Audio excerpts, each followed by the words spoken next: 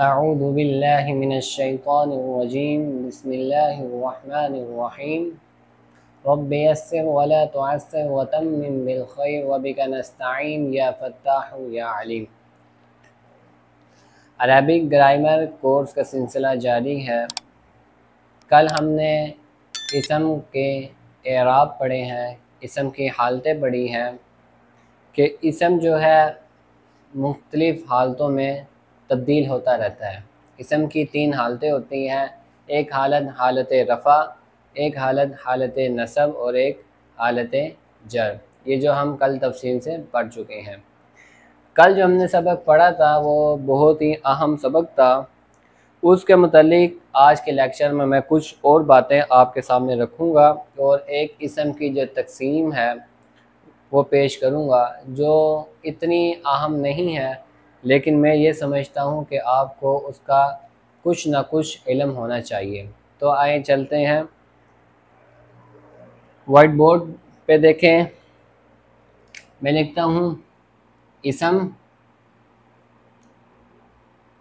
کی حالت۔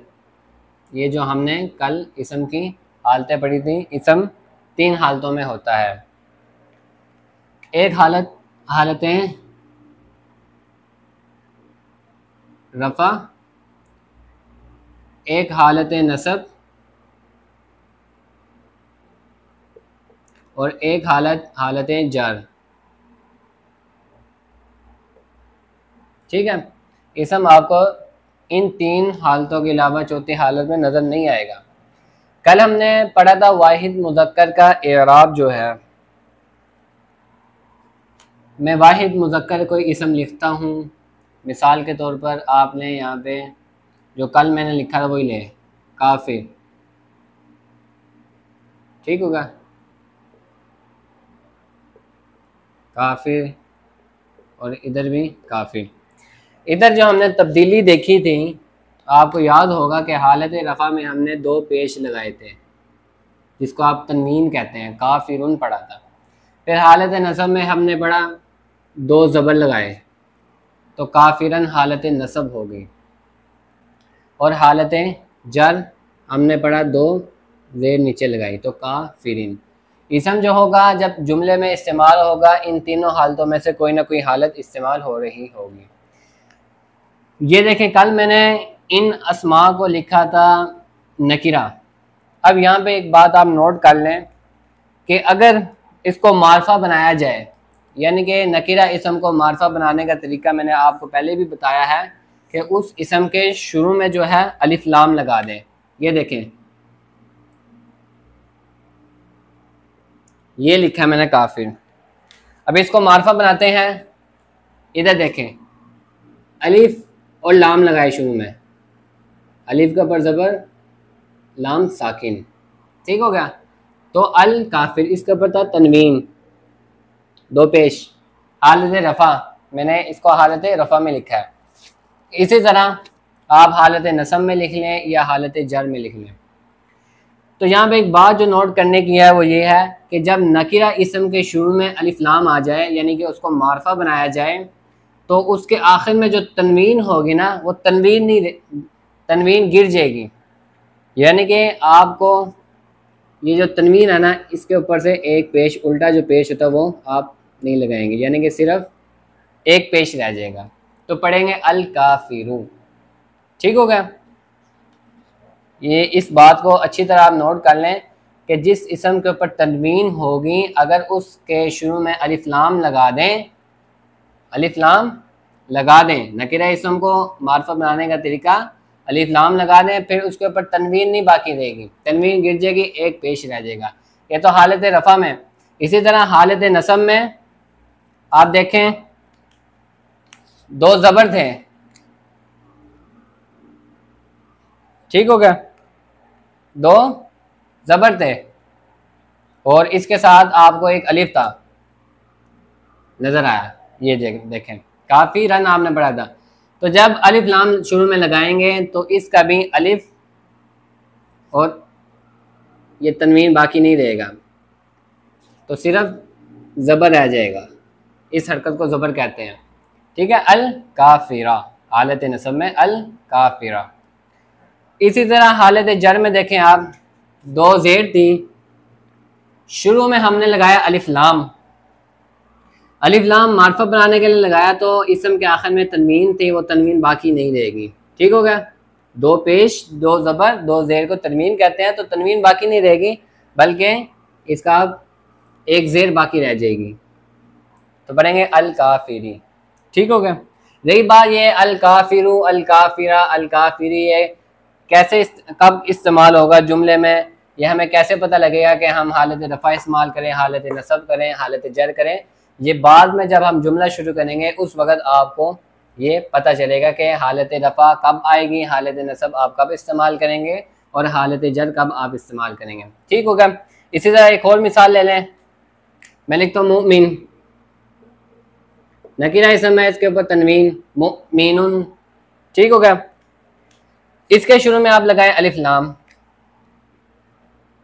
یہ لگایا الف لام، المؤمن، الف لام آ گیا اور تنوین باقی نہیں رہے گا، ایک پیش رہ جائے گا حالت رفع میں۔ اسی طرح حالت نصب میں دو زبر تھے، ایک زبر رہ جائے گا، حالت جر میں دو زیر تھے، ایک زیر باقی رہ جائے گا، المؤمن، ٹھیک ہو گیا۔ یہ بات آپ نے نوٹ کر لینی ہے، گویا کہ آپ یہ ذہن نشین کر لیں، الف لام پلس تنوین جو ہے نا، تنوین چاہے جس مرضی صورت میں ہو، دو زبر دو زیر دو پیش کو تنوین کہتے ہیں، جب الف لام آ جائے نا ان کے ساتھ تو یہ تنوین باقی نہیں رہے گی، ٹھیک ہو گیا۔ یہ آپ قاعدہ نوٹ کر لیں، جس اسم کے اوپر تنوین ہو اگر اس کے شروع میں نکرہ ہے، اس کے شروع میں الف لام لگا دیں تو وہ تنوین باقی نہیں رہے گی، بلکہ اس صورت میں آپ پڑھیں گے الکافرو الکافرہ الکافری، المؤمن المؤمنہ المؤمنین۔ یہ تو ایک چھوٹی سی بات، اس کے بارے میں کل ہم نے کیونکہ نکرہ اسماء استعمال کیے تھے، ٹھیک ہو گیا۔ چاہے وہ واحد اسم ہو، چاہے وہ آپ دیکھیں جمع مؤنث سالم، جمع مؤنث سالم کا ہم نے اعراب جو پڑھا تھا نا، آپ کو یاد ہوگا، آپ لیں یہاں پہ کافرات ہی لیں،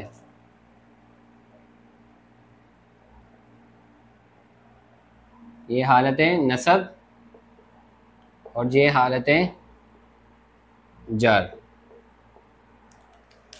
یہاں پہ ہم نے اس کا جو اعراب پڑھا تھا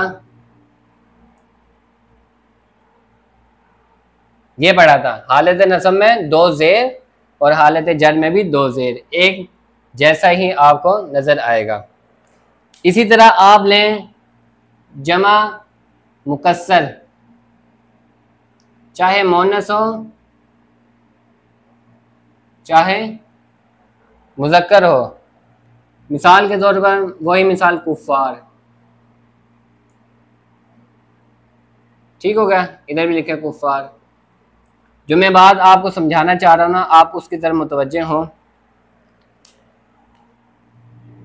یہ تھیں حالتیں، ٹھیک ہو گیا۔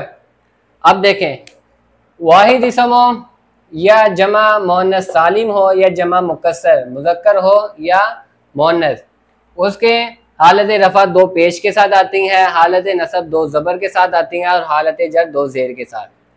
جب جیسے ہم نے واحد اسم کے شروع میں الف لام لگایا، جب ہم اس کے شروع میں بھی الف لام لگائیں گے، جیسے یہ لگایا الکافرات، تو یہ تنوین گر جائے گی، دو زبر ہے دو پیش ہیں تو ایک پیش باقی رہ جائے گی، تو پڑھیں گے الکافرات، ٹھیک ہے۔ اسی طرح آپ اس کے شروع میں الف لام داخل کریں تو یہ دو زیر ہے، ایک زیر باقی رہ جائے گی، الکافراتی۔ اسی طرح اس کے شروع میں آپ الف لام داخل کریں تو الکافراتی، ایک زیر باقی رہ جائے گی۔ آپ اس کے شروع میں الف لام داخل کریں تو تنوین باقی نہیں رہے گی، ایک پیش باقی رہ جائے گی، الکفار۔ اسی طرح اس کے شروع میں الکافرہ، الف اور ایک زبر، الکفارہ، الکفارو الکفارہ۔ اسی طرح اس کے شروع میں الف لام داخل کریں تو الکفاری، ایک زیر باقی رہ جائے گی۔ ٹھیک ہو، گویا کہ الف لام اور تنوین کی دشمنی آپس میں، جہاں پہ الف لام ہو آپ کو نظر آئے وہاں پہ تنوین آپ کو نظر نہیں آئے گی، جہاں پہ تنوین نظر آئے وہاں پر آپ کو الف لام نظر نہیں آئے گا۔ ٹھیک ہو گیا، یہ تو ایک قاعدہ تھا، وہ میں نے آپ کو سمجھا دیا۔ آج کے جو لیکچر میں ہم نے جو بات پڑھنی ہے وہ اسم کی اقسام پڑھنی ہے۔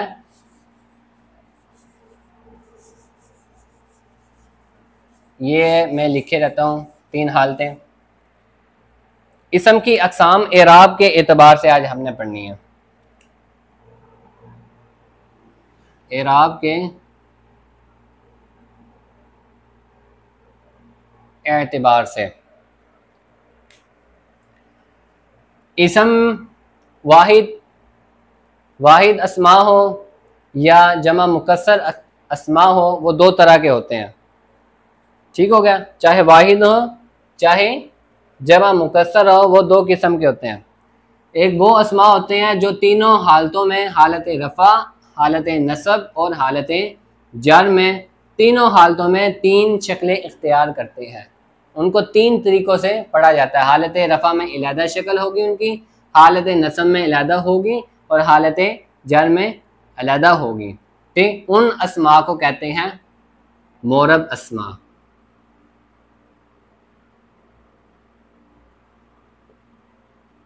ٹھیک ہو گیا، اور وہ اسماء جو تینوں حالتوں میں ایک جیسے ہی رہتے ہیں، یہ اسم کی تقسیم ہے اعراب کے اعتبار سے۔ ٹھیک ہو گیا، ان کو کہتے ہیں مبنی اسماء۔ یہ نام صرف نوٹ کر لیں، اس کی تفصیل میں جانے کی ضرورت نہیں ہے۔ میں نے آپ کو پہلے بھی بتایا تھا کہ ہم نے جو پیچھے تقسیمات پڑھ لی ہیں وہی ہمارے لیے کافی ہے اس کورس میں، لیکن میں آپ کی پہچان کے لیے کبھی آپ کے سامنے ایسا کوئی لفظ لکھا آ جائے مورب مبنی تو آپ پریشان نہ ہو، اس لیے میں نے آپ کو آج اس تقسیم سے بھی آگاہ کر دیا ہے کہ آپ کے ذہن میں یہ بھی تقسیم ہونی چاہیے۔ مورب کسے کہتے ہیں کہ جو تینوں شکلوں میں 3 شکلیں اختیار کرے گا، یا 2 شکلوں میں، مثال کے طور پر حالت رفع علیحدہ ہوگی اور حالت نصب اور حالت جر اس کی علیحدہ شکل ہوگی۔ ٹھیک ہو گیا، وہ اسماء جو تینوں حالتوں میں ایک جیسے رہیں گے ان کو کہیں گے مبنی اسماء۔ میں ان کی مثالیں بھی دیتا ہوں، صرف آپ ابھی ان کی تقسیم سمجھیں۔ پھر مورب ہوتا ہے 2 تقسیم مورب کی اور بیان کی جاتی ہے، منصرف اسماء اور غیر منصرف اسماء۔ مورب کسے کہتے ہیں؟ مورب وہ اسم ہوتا ہے جو حالت رفع میں علیحدہ دکھائی دے، حالت نصب میں اور حالت جر میں، یعنی تبدیل ہو، اس کو کہتے ہیں مورب اسماء۔ مورب کہتے ہیں وہ اسم جس کے اوپر اعراب آئے۔ مبنی جو تینوں حالتوں میں، چاہے حالت رفع ہو، حالت نصب ہو اور حالت جر ہو، تینوں حالتوں میں تبدیل نہیں ہوگا، ایک جیسا آپ کو دکھائی دے گا۔ اس کی مثال آپ لیں، ہم نے معرفہ کی اقسام پڑھی تھی، اسماء موصولہ، اس میں موصول ہم نے پڑھا تھا الذی۔ ٹھیک ہو گیا، اب چاہیے حالت رفع میں ہو، حالت نصب میں ہو، حالت جر میں ہو، یہ صرف ایسے ہی رہے گا الذی۔ حالت رفع میں بھی الذی، حالت نصب میں بھی الذی، حالت جر میں بھی الذی، ایک جیسے رہے گا، تو اس کو کہیں گے مبنی اسم۔ ٹھیک ہوگا، اسم ہے نا یہ، تو اس کو کہیں گے مبنی اسم۔ اسی طرح ہم نے پڑھا تھا اسماء اشارہ،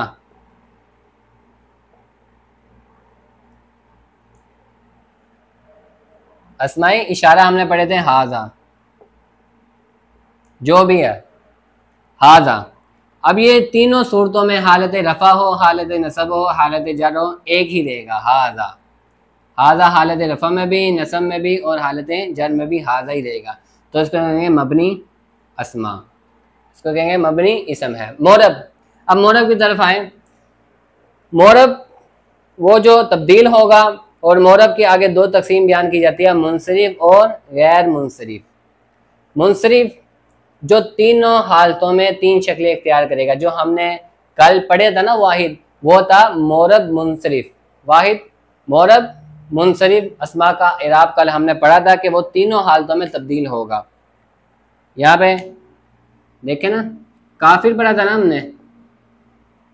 اب کافر دیکھیں تینوں حالتوں میں ہمیں علیحدہ، حالت رفع میں ہم نے 2 پیش لگائے، پھر حالت نصب میں ہم نے 2 زبر لگائے، اور حالت جر میں ہم نے 2 زیر لگائے. یہ دیکھیں تینوں حالتوں میں 3 شکلیں اختیار کر رہا ہے، کافرون، کافرن اور کافرین.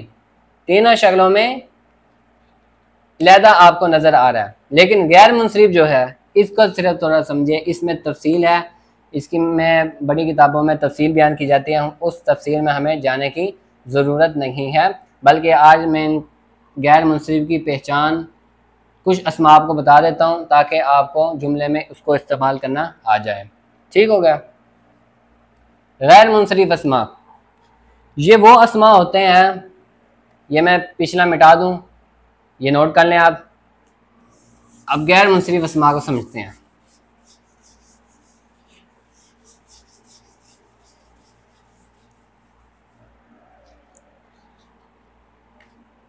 غیر منصرف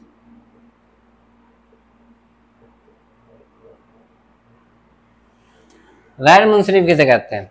غیر منصرف اسماء وہ ہوتے ہیں جو حالت رفع میں علیحدہ دکھائی دیں گے آپ کو، اور حالت نصب اور حالت جر میں آپ کو علیحدہ دکھائی دیں گے، ایک جیسے ہوں گے. حالت نصب اور حالت جر ان کی ایک جیسی ہوگی. وہ کیسی ہوگی؟ دیکھیں مثال کے طور پر میں غیر منصرف اسم لے کے آتا ہوں، عثمان، یہ نام ہے عثمان، ادھر میں لکھتا ہوں عثمان، واحد اسم ہے، علم ہے. ٹھیک ہو. اب دیکھیں اعراب دیکھیں، حالت رفع میں آپ کو اور حالت نصب اور حالت جر میں اس طرح نظر آئیں گے. اب غیر منصرف کے اوپر تنوین نہیں آئے گی،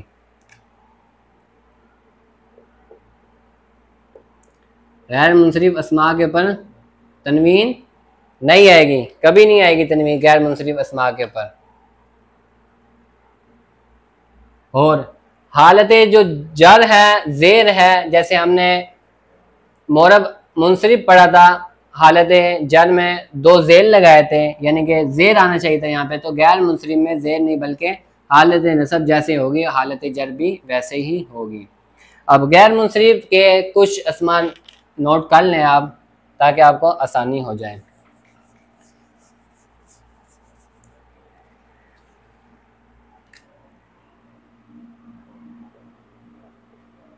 عربی مؤنث نام وہ غیر منصرف ہوں گے، حالت رفع علیحدہ، حالت نصب اور حالت جر ایک جیسی، اور تنوین غیر منصرف پر نہیں آئے گا. ٹھیک ہو گیا. عربی مؤنث نام یہ دیکھیں میں لکھتا ہوں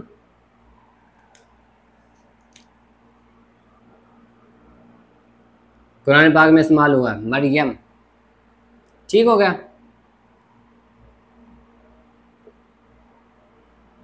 زینب، فاطمہ، یہ دیکھیں 3 اسماء میں نے آپ کے سامنے لکھ دی ہیں، اور مؤنث کے نام ہے تو یہ غیر منصرف ہیں. غیر منصرف جو 2 حالتوں میں آپ کو تبدیل دکھائی دیں گے. حالت رفع میں ہم نے اس کو کیسے پڑھنا ہے؟ پیش، اور حالت نصب اور جر میں اس کے اوپر آپ نے زبر لگانی ہے صرف. ٹھیک ہو گیا. اسی طرح یہ فاطمہ تنوین نہیں آئے گی، تنوین نہیں پڑھنی ان غیر منصرف کے اوپر. اور ادھر نوٹ کریں مردوں کے نام، لیکن مردوں کے وہ نام جن کے آخر میں گول تا آپ کو نظر آئے یا الف نون نظر آئے. مردوں کے ایسے نام جن کے آخر میں آپ کو تا نظر آئے یا الف نون نظر آئے تو وہ بھی غیر منصرف ہوں گے.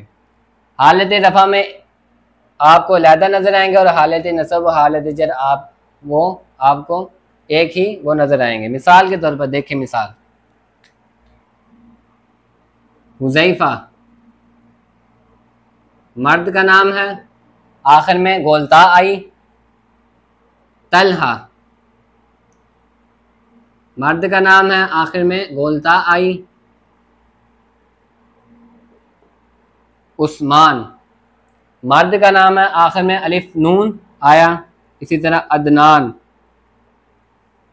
مرد کا نام ہے، آخر میں آیا الف نون۔ اس کو بھی آپ حالت رفع میں پیش اور حالت نصب اور جر میں زبر، طلحہ کو بھی عثمانو عثمانہ عثمانہ، عدنانو عدنانہ اور عدنانہ، ٹھیک ہو گیا۔ اور فرشتوں کے نام جو ہے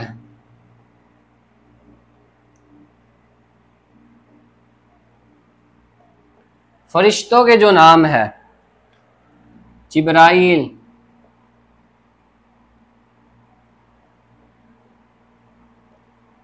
عزرائیل، میکائیل، اسرافیل، فرشتوں کے نام یہ بھی غیر منصرف ہوں گے، حالت رفع میں پیش، نصب اور جر میں زبر۔ عزرائیل، میکائیل، اسرافیل، ٹھیک ہو گیا۔ اور اس میں ایک بات رہ گئی ہے، اور یہ میں مٹا دیتا ہوں تاکہ اور انبیاء کے نام، 6 انبیاء کے نام ایسے ہیں جو منصرف ہیں، یعنی تینوں حالتوں میں آپ کو حالت رفع میں 2 پیش آئے گی، حالت نصب میں 2 زبر اور حالت جر میں 2 زیر۔ 6 انبیاء کے نام کے علاوہ باقی تمام انبیاء کے جو نام ہیں نا وہ غیر منصرف ہوں گے۔ وہ میں 6 نام لکھ دیتا ہوں، ان کے علاوہ آپ نے جتنے بھی نام آئیں گے انبیاء کے وہ ہوں گے غیر منصرف۔ حالت رفع میں آپ کو پیش نظر آئے گا، حالت نصب اور حالت جر میں آپ کو زبر نظر آئے گا، وہ انبیاء۔ دیکھیں محمد صلی اللہ علیہ وسلم، ہمارے آقا صلی اللہ علیہ وسلم۔ صالح نبی کا نام ہے، لوط نبی کا نام ہے، شعیب، قرآن پاک میں سب نام استعمال ہوئے ہیں، یہ جو میں لکھ رہا ہوں، ٹھیک ہو گیا۔ نوح،